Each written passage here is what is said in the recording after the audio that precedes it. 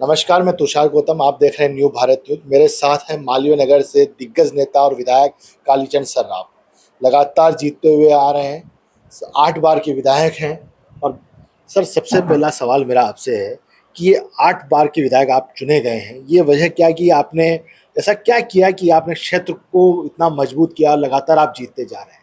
देखिए, जनता से सतत संपर्क, सक्रियता और जो भी समस्याएं होती है, छोटी मोटी समस्या, तो उसको समाधान करने की मैं कोशिश करता हूं और उसी का परिणाम है कि जनता मुझे प्यार करती है और हर बार मुझे जिताती है।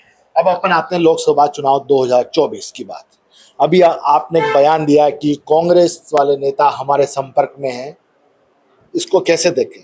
देखिए, आप रोज देख रहे हैं, कभी 300 नेता, कभी 200 नेता कांग्रेस के और पार्टी ज्वाइन कर रहे हैं, तो ये बिना संपर्क के थोड़ी आ रहे हैं, ये आ ही रहे हैं।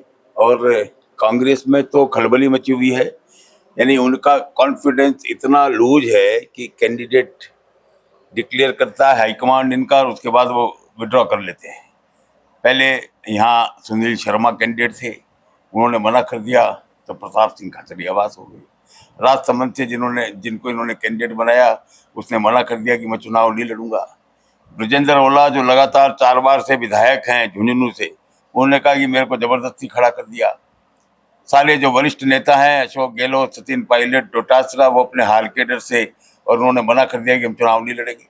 ये इस बात का द्योतक है कि कांग्रेस का मानसिक दिवालियापन और अपने हार के डर से, और वो लड़ना नहीं चाहती। और जिस प्रकार से उन्होंने राम जन्म भूमि पर जब प्रतिष्ठा हुई भगवान राम की और उन्होंने उसका बहिष्कार किया, इससे भी कई कांग्रेसी नेता जो अपने आप को सनातन धर्म का अनुयायी मानते हैं, उनके अंदर निराशा का भाव था और वो लगातार कांग्रेस छोड़ रहे हैं और बीजेपी ज्वाइन कर रहे हैं। कांग्रेस नेता कह रहे हैं कि भाजपा अब भाजपा नहीं रही, कांग्रेस युक्त भाजपा हो गई। किसानी बिल्ली कंबल नोचे और क्या कहेंगे। जब उनके यहाँ भगदड़ मची हुई है और वो बीजेपी में आ रहे हैं, बीजेपी की चिंता उनको नहीं करनी चाहिए, क्योंकि यहाँ जो आएगा वो भगवा रंग में अपने आप ही रंग जाएगा। गोविंद सिंह डोटासरा इतने आत्मविश्वास से भरे हुए हैं कि जहां जहां प्रचार कर रहे हैं वहां नाच रहे हैं। क्या वो चुनाव जीते हैं? 25 ही सीट है। मैंने कहा ने आत्मविश्वास से भरे हुए, इसलिए उन्होंने चुनाव लड़ने से मना कर दिया। यानी वो अपने हार के डर से और जनता को दिखाने के लिए कि हम लोग बड़े कॉन्फिडेंस में हैं। अरे कॉन्फिडेंस में होते तो चुनाव लड़ते, क्यों नहीं लड़ा चुनाव? यानी इनकी ये स्थिति है कि इनको 25 सीटों पर कैंडिडेट नहीं मिल रहा। अच्छा, आप देखिए, पहले इन्होंने कैंडिडेट ये रावत को खड़ा किया, उन्होंने मना कर दिया। डोटासरा जी इतने कॉन्फिडेंस है तो चुनाव क्यों नहीं लड़े? क्यों सीट सीपीएम के लिए छोड़ी उन्होंने? सीकर की सीट, वहां तो वो खुद हैं, लड़ते चुनाव, पता लग जाता कॉन्फिडेंस है। अब जनता को गुमराह करने के लिए, कांग्रेसियों में जोश भरने के लिए वो डांस कर रहे हैं। अभी नेता का काम है। प्रदेश के अध्यक्ष हैं वो एक राजनीतिक पार्टी की, जो सबसे पुरानी पार्टी अपने आप को कहती है, और वो डांस कर रहे हैं। क्या है? लोकसभा चुनाव 2024 में आप किन मुद्दों को लेके वोट बटोरेंगे? देखिए, 10 साल में जो मोदी जी ने काम किया है, ये पहला प्रधानमंत्री है जिन्होंने अपना रिपोर्ट कार्ड प्रस्तुत किया है कि हमने भ्रष्टाचार पर चोट की है। आज जितने भी भ्रष्टाचारी नेता हैं वो या तो जेल में हैं या बेल पर हैं। और आज हमारा नारा यह है कि भ्रष्टाचारी को मिटाओ, और उनका नारा है कि भ्रष्टाचार को बचाओ। और जनधन योजना, 50 करोड़ से ज्यादा जीरो बैलेंस पे जब अकाउंट खोले गए, तो राजीव गांधी क्या करते थे कि हम जो 1 रुपया भेजते हैं उसमें से 15 पैसे ही लाभार्थी के पास पहुंचता है। जब जनधन योजना की बात आई तो लोगों ने कहा कि ये क्या मूर्खता कर रहे हैं मोदी जी। पर आप देखिए, आज जितना भी पैसा, चाहे विधवा पेंशन का, किसान सम्मान निधि का, या अपने वृद्धावस्था पेंशन, सब डायरेक्ट पहुंचता है। सब बिचौलिए खत्म हो गई, भ्रष्टाचार पर अंकुश लगा। आज जिस प्रकार से बड़े बड़े जो नेता अपने आप को समझते हैं, वो परिवारवाद में ग्रसित है। आप देख रहे हैं, पहले पंडित जवाहरलाल नेहरू, उसके बाद इंदिरा गांधी, इंदिरा गांधी के बाद राजीव गांधी, राजीव गांधी के बाद सोनिया गांधी, सोनिया गांधी के बाद राहुल गांधी। क्या है यार? उधर लालू यादव, लालू यादव के बाद राबड़ी देवी, राबड़ी देवी के बाद तेजस्वी यादव, और अब वो आ गई उनकी लड़की मीसा भारती, और वो एक रोहिणी आचार्य। उधर डीएमके में पहले करुणानिधि, उसके बाद स्टालिन, और अब ये दयानिधि। इसी प्रकार से शरद पवार के बाद वो उनकी लड़की सुप्रिया। यानी हर पार्टी जो आज इंडी गठबंधन में, घमंडिया गठबंधन के जो अपने वो हैं, वो सारे के सारे, मैंने इंडिया अलायंस मतलब घमंडिया गठबंधन, घमंडिया गठबंधन। अब जब देखिए बाल ठाकरे जी के बाद उद्धव ठाकरे जी, अब आदित्य ठाकरे।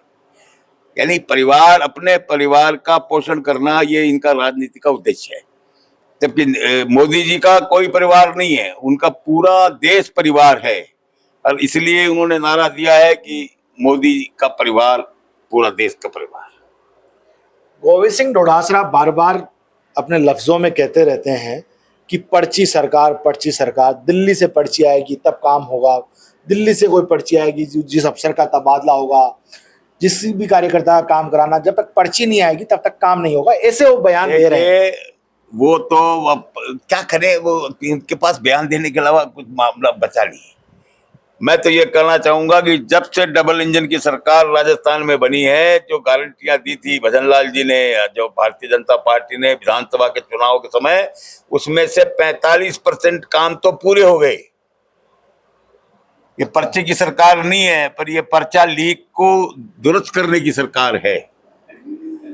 जो पर्चा बीजेपी, जो इन्होंने पेपर लीक हुए ने, उनको दुरुस्त करने की सरकार है। और अब आप देखिए कि ये जांच कहां तक पहुंचती है, कौन कौन कांग्रेस के नेता इसमें इन्वॉल्व मिलते हैं। आप दिग्गज नेता हैं, 8 बार के विधायक हैं, 2 बार आप मंत्री रह चुके हैं, इस बार आप मंत्री नहीं बन पाए। अब ये सब शीर्ष नेतृत्व का मामला, शीर्ष नेतृत्व तय करता है कि किस विधायक की, किस नेता की क्या भूमिका रहती है।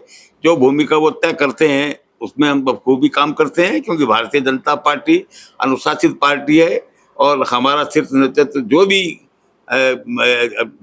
डिसीजन लेता है वो दुरुस्ती के साथ लेता है। मोदी कह रहे हैं कि हम 400 पार, कांग्रेस कह रहे हैं कि हम इनको 180 पर रोक देंगे, मतलब बैरिकेडिंग कर देंगे। क्या कहना है इस पर आपका? देखिए, मोदी जी है तो मुमकिन है, और इस बार निश्चित रूप से 400 पार होंगे। भारतीय जनता पार्टी के अकेले 370 और एनडीए की 400 पार सीटें आएगी। इस बार राजस्थान में पूर्व सरकार जो कांग्रेस की रही है, उस समय पेपर लीक, महिलाओं के ऊपर अत्याचार हुए हैं, लेकिन नई सरकार आती है, कुछ योजनाओं को बंद कर देती है, नाम बदल दिया है। इस पर कांग्रेस वाले कह रहे हैं कि ये बदले की सरकार है। कोई बदले की सरकार नहीं है, नाम तो बदलने की शुरुआत उन्होंने की। हमने अन्नपूर्णा योजना चलाई, उन्होंने उसको इंदिरा गांधी रसोई योजना कर दिया। आज हमने अन्नपूर्णा योजना चलाई है, और उसमें पहले जो 450 ग्राम भोजन मिलता था, उसकी जगह 600 ग्राम हमने भोजन की व्यवस्था की। आयुष्मान भारत योजना थी, ये केंद्र की योजना, उसका नाम कर दिया चिरंजीवी योजना। अब उसको दोबारा से आयुष्मान भारत योजना कर दिया, तो नाम हमने बदला कि उन्होंने बदला? उन्होंने नाम बदलने के अलावा कुछ नहीं किया। पर हम जनता के कल्याण में विश्वास रखते हैं, इसलिए मैंने कहा कि भारतीय जनता पार्टी की सरकार जब से राजस्थान में बनी है, 45% से ज्यादा वादे हमने पूरे कर दिए। राहुल गांधी भारत जोड़ो यात्रा निकाली, तब कह रहे थे कि देश में एक नफरत का माहौल है और मैं मोहब्बत की दुकान खोलने आया हूं। क्या देश में नफरती माहौल, जो कह रहे हैं राहुल गांधी, की नफरत का माहौल फैला हुआ है और मोदी जी ने नफरत का माहौल फैला दिया है? देखिए, जहां तक राहुल गांधी का सवाल है, राहुल गांधी तो भारत तोड़ो यात्रा निकाली है, ये इसके भारत जोड़ो यात्रा नहीं है। इनको यहाँ देश में तो कुछ कहने को मिलता नहीं है, ये विदेश में जाकर के देश को गालियां बकते हैं, हमारे प्रधानमंत्री जी के बारे में अंटशंट बकते हैं। ये तो भारत तोड़ तो इन्होंने किया है। अब मुस्लिम लीग, जिन्होंने देश का विभाजन किया केरला में, क्योंकि मुसलमानों के वोट चाहिए, तुष्टिकरण की नीति पर चलकर उन्होंने कहा कि मुस्लिम लीग तो धर्मनिरपेक्ष पार्टी है, इससे ज्यादा भारत तोड़ो का ज्ञान कहां से प्राप्त हुई? मोहब्बत की दुकान नहीं, ये तो लोगों को लड़ाई झगड़ा करवाने की और देश को तोड़ने का षड्यंत्र जिन लोगों ने किया, उनकी पीठ थपथपाने का काम राहुल गांधी जी कर रहे हैं। विपक्षी आरोप लगा रहे हैं कि मोदी ने जो जनता से वादे किए वो पूरे नहीं किए। 15 लाख नहीं आए, काला धन नहीं आया, 2 करोड़ रोजगार नहीं मिले हैं। ठीक है, इस पर आपका क्या कहना है? देखिए, यदि लोगों को रोजगार नहीं मिलता तो आज हमारी अर्थव्यवस्था 11वें नंबर से 5वें नंबर पे नहीं आती। आज ये जीएसटी किसने लागू किया? जीएसटी का पूरा फार्मूला मनमोहन सिंह के समय में बना, उसको लागू हमने किया। भ्रष्टाचार मिटाने की का वादा किया, आज भ्रष्टाचार जितना पहले था वो नहीं है। हमने राम जन्मभूमि पर भव्य मंदिर बनाने की बात करी, मंदिर बना कि नहीं बना?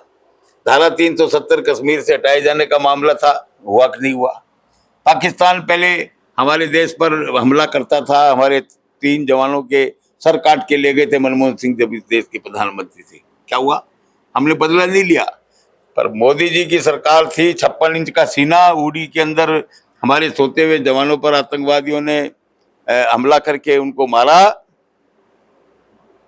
तो आतंकवादियों के अड्डे खत्म करने का काम किसने किया? सर्जिकल स्ट्राइक करके, मोदी जी की सरकार ने।